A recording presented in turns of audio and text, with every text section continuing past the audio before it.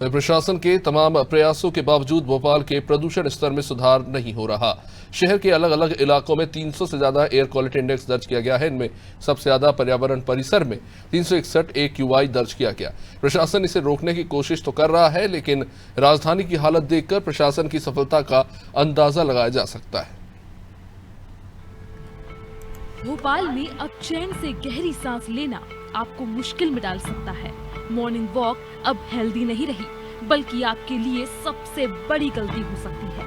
दरअसल देश की सबसे स्वच्छ राजधानी आज खराब आबो हवा के घेरे में है। भोपाल के कई इलाकों का AQI बेहद खराब है।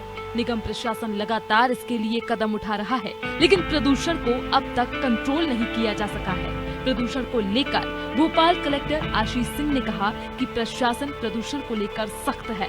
लगातार वाहनों के PUC चेक किए जा रहे हैं। जहां धूल है वहां नगर निगम की स्ट्रीट स्वीपिंग मशीन से काम किया जा रहा है।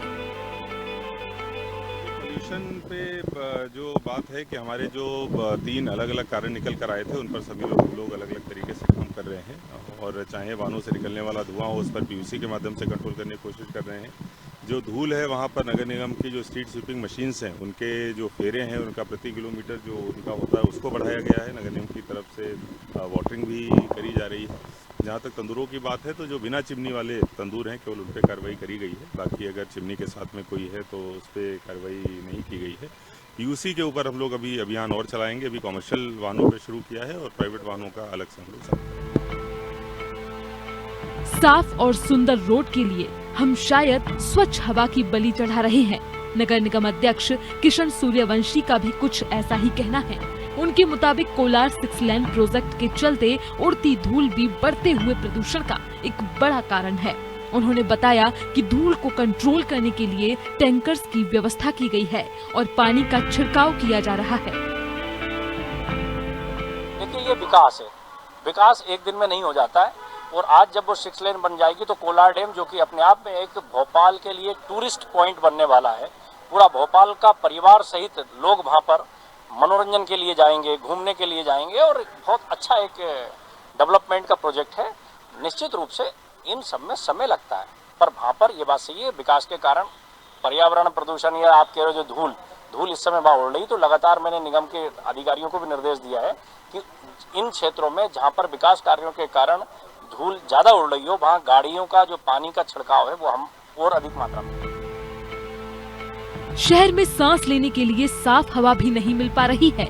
इस वजह से पिछले 10 दिनों के अंदर फेफड़े और सांस से जुड़ी बीमारियां तेजी से बढ़ी हैं। निजी और सरकारी अस्पतालों में मरीजों की संख्या दोगुनी हो गई है। डॉक्टर राकेश श्रीवास्तव ने बताया कि पॉल्यूशन की वजह से लगातार सांस के मरीज पहले की तुलना में बढ़े हैं। इधर क्षेत्रीय प्रदूषण कंट्रोल बोर्ड के रीजनल मैनेजर ब्रजेश शर्मा ने प्रदूषण को लेकर कहा कि प्रदूषण को लेकर वैज्ञानिक स्टडी कराई गई थी ताकि सोर्स का पता लगाया जा सके।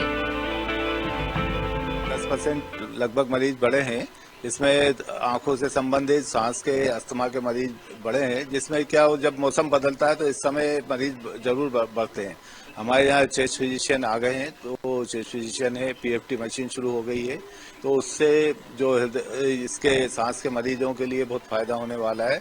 एप्रोप्रिएट उनका PFT की जांच करके उसके किस बीमारी से पीड़ित हैं उसके हिसाब से उसको दवाइयाँ दी जाएंगी।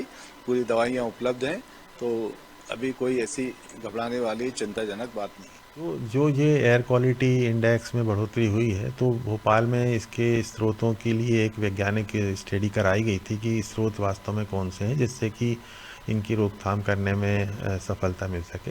तो उसमें 3 मुख्य रहते, तो ट्रांसपोर्टेशन से निकलने वाले प्रदूषक जो हैं, धूल कण आदि हैं, और वाहन के उत्सर्जन, और तीसरा जो है खुले में जलाने से, कचरा जलाने से। 3 जो थे, तो अभी जो वर्तमान स्थिति में आया है उसमें PM10 जो कि धूल कणों का मुख्य इसमें भागीदारी देखी गई है।